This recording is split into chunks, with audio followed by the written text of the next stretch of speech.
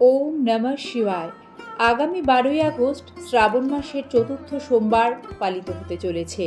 শ্রাবণ মাস দুভাবে গণনা করা হয় দর্শক শ্রোতা বন্ধু, একটি সংক্রান্তি দেখে, অন্যটি পূর্ণিমা অনুসারে।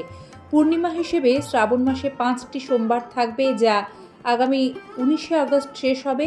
আর একই সঙ্গে যদি সংক্রান্তি অনুযায়ী আপনারা পালন করছেন, তাহলে 4টি সোমবার থাকছে, যা আগামী 12ই আগস্ট শেষ সোমবার হিসেবে পালিত হবে। আমরা আপনাদের জানাতে চাই, পূর্ণিমার দিন অনুসারে শ্রাবণের উপবাস কিন্তু বেশিরভাগ ক্ষেত্রেই পালন করা হয়।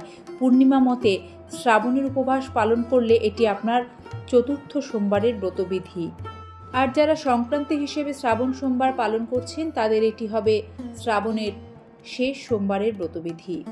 শিব রুদ্র পুরাণ সংহিতা অনুসারে শিবলিঙ্গে শ্রাবণের সোমবারে বিভিন্ন শস্য এবং ডাল, আলাদা আলাদা ফুল অর্পণের কথা বর্ণনা করা রয়েছে এবং কম বেশি সে সম্পর্কে আমরা সকলেই কিন্তু জেনে গেছি। তবে প্রত্যেক সোমবারে আলাদা আলাদা শস্য ও ফুল অর্পণের কথাও কিন্তু শিব রুদ্রপুরাণ সংহিতায় আমাদের জানাচ্ছে। আর সে সূত্র ধরেই আজকের এই পর্ব খুব সহজে আপনাদের সামনে উপস্থাপিত করব। শ্রাবণ মাসে রুদ্ররূপে ভগবান শিব সৃষ্টিকে পরিচালনা করেন। এটা বিশ্বাস করা হয় মাতা পার্বতী ভগবান শিবকে পাওয়ার জন্য কঠোর তপস্যা করেছিলেন। তাই শ্রাবণ মাসে ভগবান শিব মাতা পার্বতীকে তাঁর স্ত্রী হিসেবে গ্রহণ করার বরদান দিয়েছিলেন। তাই এই মাসটি ভগবান শিবের কাছে অত্যন্ত প্রিয়। এছাড়াও সমুদ্র মন্থন এই শ্রাবণ মাসেই ঘটেছিল এবং সমুদ্র মন্থন থেকে যে গরল বা বিষ উঠেছিল তা নিজ কণ্ঠে ধারণ করে দেবাদিদেব মহাদেব নীলকণ্ঠ হয়েছিলেন। ফলে এই মাসে উপোস করে শিব ঠাকুরের মাথায় জল ঢালার রীতি রয়েছে। এই মাসে মহাদেব শুল পানি নামে অভিহিত হন। এটি মহাদেবের অত্যন্ত প্রিয় এবং নিজের মাস, পবিত্রতম মাস এই শ্রাবণ মাস। শ্রাবণের এই চতুর্থ সোমবারে শিবলিঙ্গে জলাভিষেক করতে বা পুজো করতে যে সামগ্রীগুলি আপনার সবার আগে প্রয়োজন, তা হলো পঞ্চামৃত। পুরাণ মতে পঞ্চামৃত একটি পবিত্র পানীয়। নাম শুনেই বোঝা যাচ্ছে 5টি উপকরণ দিয়ে এটি বানানো হয়। কি সেই 5 উপকরণ? তা হলো দুধ, ঘি, মধু, চিনি আর দই। আর এই চিনিকেই কিন্তু শর্করা বলা হয়। পঞ্চামৃত তৈরিরও কিন্তু একটি বিশেষ প্রক্রিয়া আছে দর্শক শ্রোতা বন্ধুরা। তা না হলে তা কিন্তু আর অমৃত থাকে না, গরল হয়ে যায়। আর শিবলিঙ্গে আমরা পঞ্চামৃত অভিষেক করতে যাচ্ছি। পঞ্চামৃত তৈরির প্রক্রিয়াটি ঠিক এই রকম। আপনি যে পরিমাণ দুধ নেবেন, তার আধা পরিমাণ আপনাকে দই নিতে হবে, তার চেয়ে আধা নিতে হবে চিনি বা শর্করা, তার থেকে আধা নিতে হবে আপনাকে ঘি এবং তার থেকে আধা নিতে হবে মধু। এইভাবে আপনাকে সঠিক উপায়ে পঞ্চামৃত তৈরি করতে হবে। এবং অবশ্যই খেয়াল রাখবেন, পঞ্চামৃত দিয়ে আপনি যখন শিবলিঙ্গে রুদ্রাভিষেক করছেন, ঠিক তারপরে আপনাকে কিন্তু শুধু জল দিয়ে আরেকবার শিবলিঙ্গে অভিষেক করতে হবে। এটি কিন্তু শাস্ত্রীয় বিধান। জলাভিষেক পর্ব শেষ করার পর আপনাকে আসতে হবে দেবাদিদেব মহাদেবকে ফুল এবং শস্য অর্পণের পর্বে।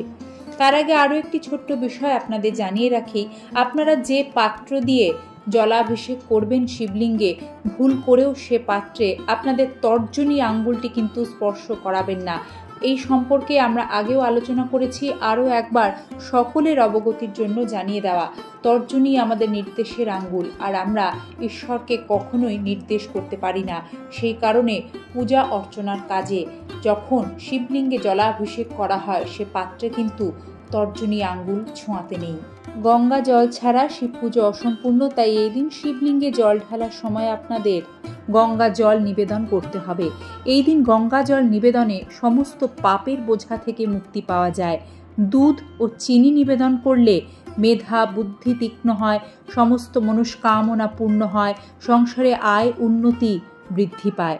ঘি নিবেদন করলে বংশবৃদ্ধি হয়, পরিবারে সুখ সমৃদ্ধি আসে। সর্ষের তেল নিবেদন করলে শত্রুদের ওপর বিজয় হাসিল হয়। কালো তিল যদি শ্রাবণের এই চতুর্থ সোমবারেও আপনারা নিবেদন করতে পারেন, তাহলে পিতৃদোষ দূর হয়। শনির বিভিন্ন দশা মহাদশা থেকেও কিন্তু মুক্তি লাভ করা যায়। পিতৃপুরুষের আশীর্বাদ লাভ করা যায়। অখণ্ড আতপ চাল বা গোবিন্দভোগ চাল 1 মুঠো শিবলিঙ্গে অর্পণ করতে পারলে সে ব্যক্তির আর্থিক উন্নতি হয়। আখের রস অবশ্যই শ্রাবণের এই চতুর্থ সোমবারে আপনারা শিবলিঙ্গে অর্পণ করতে ভুলবেন না। আখের রস যদি শিবলিঙ্গে অর্পণ করা যায় তাহলে একটি পরিবারে সার্বিক কল্যাণ যেমন হয়, তেমনি বহু দিনের অর্থ কষ্ট দূর হয়ে যায়, কেরিয়ারে সাফল্য আসে। ভগবান শিবকে শ্রাবণের এই চতুর্থ সোমবারে যে বিশেষ শস্যটি অর্পণের কথা এবার আপনাদের জানাবো, শিব রুদ্রপুরাণ সংহিতা জানাচ্ছে সেই শস্য স্বর্ণের সমান। শাস্ত্রও সেই শস্যকে স্বর্ণের সমান তুলনা করে। ভগবান শিবকে শ্রাবণের এই চতুর্থ পবিত্র সোমবারে আপনারা এক মুঠো যব নিবেদন করবেন।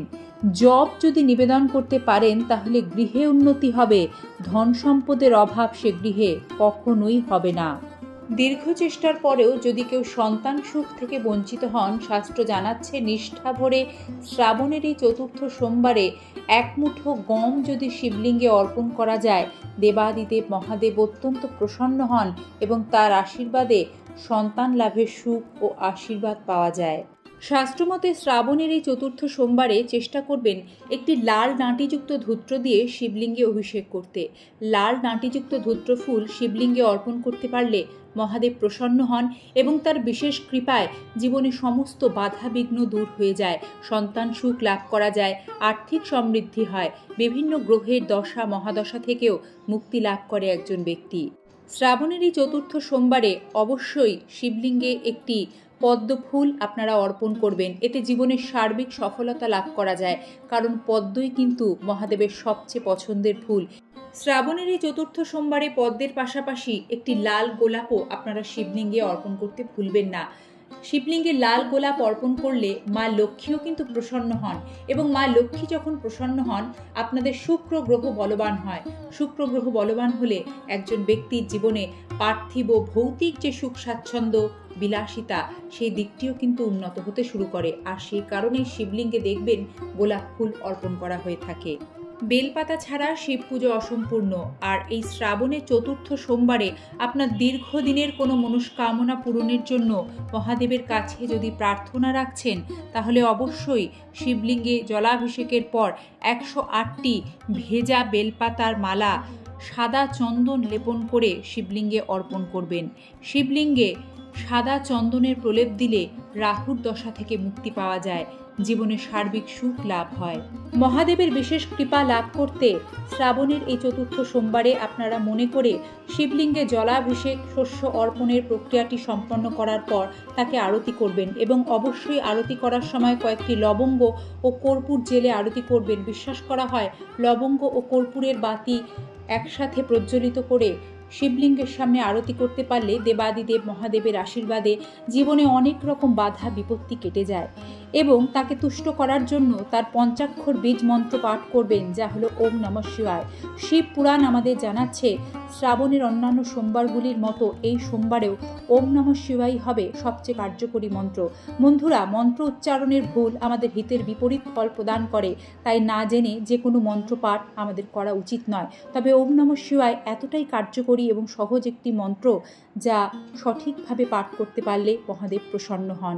প্রার্থনা জানাই মহাদেবের কাছে, হে সর্বশক্তিমান, আমাদের চলার প্রত্যেক পদক্ষেপে তোমার আশীর্বাদ থাকুক, মঙ্গল হোক আপনাদের সকলের। শ্রাবণের চতুর্থ সোমবারের ব্রতবিধি আজ এখানেই শেষ করছি। ভালো থাকবেন, সাথে থাকবেন এমনই সনাতনী বার্তা নিয়মিত দেখার জন্য। হর হর মহাদেব।